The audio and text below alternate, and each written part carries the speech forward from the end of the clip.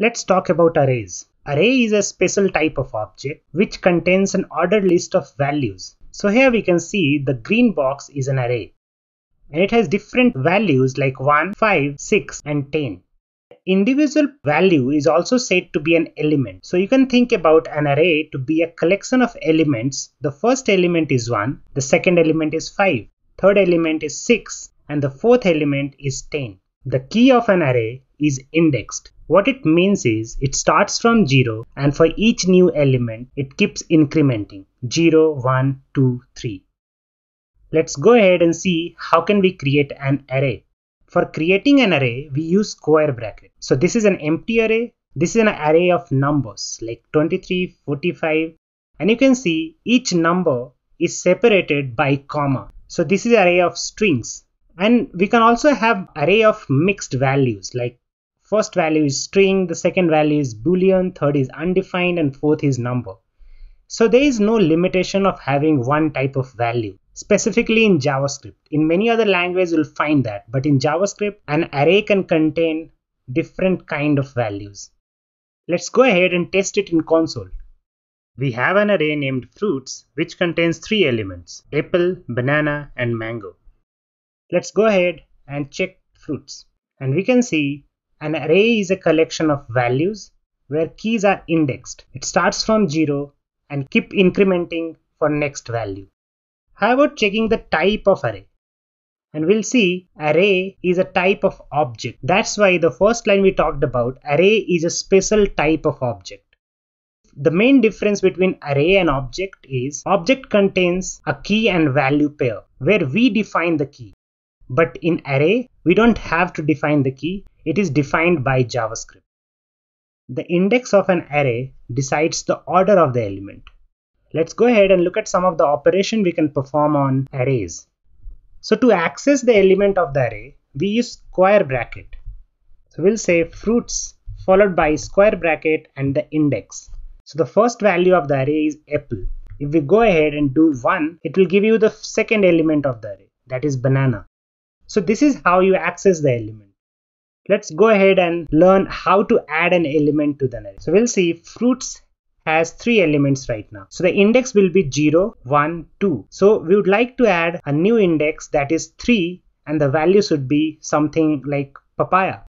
So to add that, we'll say fruits followed by square bracket and the index that is 3 and the value that is papaya. And we'll see the value of fruits. It has 4 values now: apple, banana, mango and papaya. So this is how you add values to an array. Let's go ahead and see how can we update a value. So we'll say right now fruits has 4 values. How about changing this banana to watermelon? So we'll see this banana is at first index. So to change that value, so we'll see fruits square bracket index 1 should change to watermelon. Now if we check fruits, we'll see the index 1 has been changed to watermelon. Let's talk about deleting a value from array. So right now we have 4 elements. Let's go ahead and delete the index 2. So to delete, we'll use delete followed by the variable name and the index we want to delete, that is 2. And now if we check fruits, we'll see the index 2 is deleted. So when we delete, the index and the value gets deleted. Now we don't have index 2 and mango. So we learned about operations like accessing, adding, updating and deleting. We'll go ahead and get to know array a bit more. Every array has a special property called length, which gives you the number of element in that array. So what are some of the use cases where we can use length property of an array? So the first one, what if I want to add a new element at the end of the array? So by looking at the array, we can find out the last index and then I can go ahead and say 4. But for that, you'll have to go through that array. But what if instead of doing that, I can just go and say fruits.length. It will give me exact same thing. So I want to add a new element, orange. So if we do that, so we'll see orange is the last one. Now what if we want to add a new element at the end of the array again? For that, we just have to change the value from orange to grapes. And we'll see, so first orange got added, the next is grapes got added. Let's go ahead and see another use cases of that length property. What if we want to see all the element of the array? To do that, we'll have to repeat the task. Access 0, display apple. Access 1, display watermelon. So for these kind of tasks, we use loops, something like for loop. It will start from index of 0. It will end at the last index, that will be fruits.length. So we'll say I should be less than fruits.length. And every time you run the loop, increment the value of I. And here we can say console log fruits of I, because the value of I is changing from 0 to the last index.